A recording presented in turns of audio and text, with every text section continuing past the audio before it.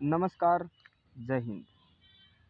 मैं आज देश का आज़ादी जो हुआ 1947 में, आज उसका पूरा सच बताना चाहता हूँ और एक नए तरीके से जैसे पढ़े लिखे लोग समझ सकें, वैसे बिना पढ़े लोग भी समझ सकें, क्योंकि उनको भी समझने का उतना ही अधिकार है जितना कि देश में पढ़े लिखे लोगों को है।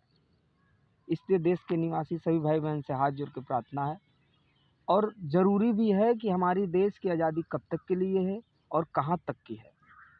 आज हमारे देश में 75 साल देश को आज़ाद हो गया, लेकिन 75 साल में अगर जोड़ा जाए तो टाइम पास और बर्बादी का रास्ता हमने ज़्यादा पकड़ा और देश आगे निकले, विकसित हो, ऐसा हमने कभी कोई काम ही नहीं किया।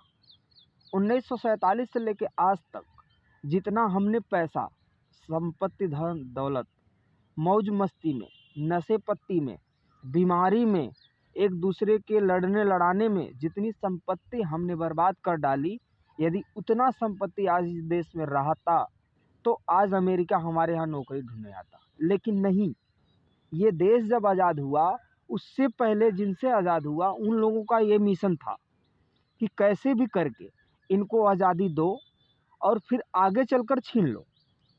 जैसे कि देश की आज़ादी 99 साल के लिए एग्रीमेंट है, आज़ाद पूरी तरह देश नहीं है, क्योंकि जो देश आज़ाद होता है उसका कुछ नियम कानून अलग होता है, जो कि नियम कानून अलग हमारे देश में नहीं है। अब जैसे कि समझ लीजिए, देश का तिरंगा, देश का संविधान और भारत सरकार की मोहर, ये भारत से लागू है भारत देश में, लेकिन 99 साल के लिए एग्रीमेंट है। ये लिखित होते हुए भी प्रूफ के रूप में आज भी रजिस्टर्ड अंग्रेजी कैलेंडर है, अंग्रेजी भाषा है और ईसाई धर्म का राष्ट्र है।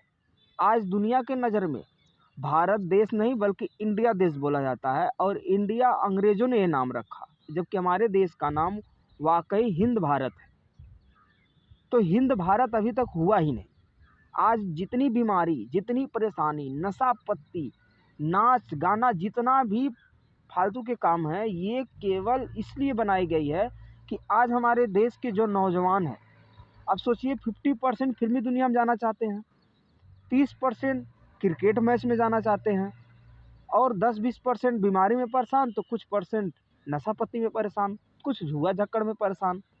तो ये उलझाया गया है। एक ऐसा बेहतरीन प्लान है जिस प्लान के ज़रिए फिर से हमारी गुलामी आएगी। आज हम खुलकर सांस ले रहे हैं, लेकिन हमारे बच्चे जब आएंगे तो ऐसे सांस कभी नहीं ले सकते। विश्वास आप लोग नहीं करेंगे, लेकिन बताना हमारा फ़र्ज़ है, क्योंकि दुनिया में सबसे बड़ा पागलपन अगर कुछ होता है तो केवल देशभक्ति होती है। इससे बड़ा पागलपन कुछ भी नहीं होता। इसलिए मैं देश के सभी भाई बहन से हाथ जोड़ के यही प्रार्थना करता हूँ कि नौजवान एकता मिशन का सपोर्ट करें, साथ दें। नौजवान एकता मिशन का मतलब यही है कि हम सभी देश के युवाओं को आगे आना चाहिए। आज़ादी के 75 साल निकल चुका और हर एक व्यक्ति के ऊपर आज के डेट में कम से कम 2,10,12 हज़ार रुपये कर्ज है।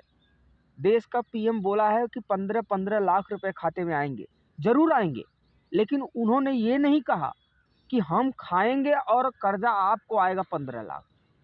तो हम भी ये बात की खोज बहुत किए, तब हमें पता चला कि 15-15 लाख रुपए का आएगा ज़रूर खाते में, लेकिन जो ये लोग ऐश करेंगे, घूमेंगे टहलेंगे, जो अपने लिए करना होगा करेंगे, उनका खाया हुआ कर्ज हर एक नागरिक के ऊपर 15-15 लाख रुपया आएगा और मैं इसे साबित कर सकता हूँ। इसलिए हाथ जोड़ के प्रार्थना करता हूँ कि जो आज का पीएम है, उत्तर प्रदेश का सीएम है, ये दोनों तो पहली बात बाप बेटे हैं और ये इन दोनों को इस्तेमाल करता है ब्रिटिश अंग्रेज़, क्योंकि अंग्रेज़ों को किसी भी कीमत पे ये देश चाहिए और उनका जो नाजायज़ औलाद इस देश में रहते हैं, जैसे कि आप जानते हैं कि उनका झगड़ा ही लड़ाना है। 15% के बोला कि हुकूमत करो और 85% को बताता है भैया अपना हक लो, और दोनों में लड़ रहे हैं। हिंदू मुस्लिम कहीं कहीं तो कहीं 15-85। तो ये सब बंद कीजिए। ये देश 4 धर्मों के ऊपर निर्धारित नहीं है, जो कि हम आसानी से कर देते हैं, हिंदू मुस्लिम सिख ईसाई। ईसाई सबसे पीछे आया, इन चारों धर्मों में सबसे पीछे है, लेकिन आज भी रजिस्टर्ड वही है।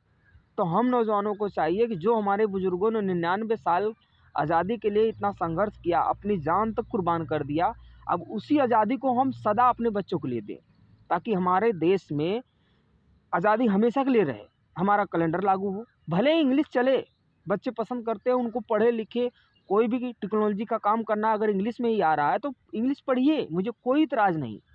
लेकिन जिस धरती पे खड़े हैं वो धरती हमारे पिता और माता के नाम पे होनी चाहिए, तब मानूंगा कि इसका उत्तराधिकारी हम हैं। यदि ये एग्रीमेंट पे हमारा घर बना है तो आज नहीं तो कल टूट जाएगा, तो फिर हम कहाँ जाएंगे।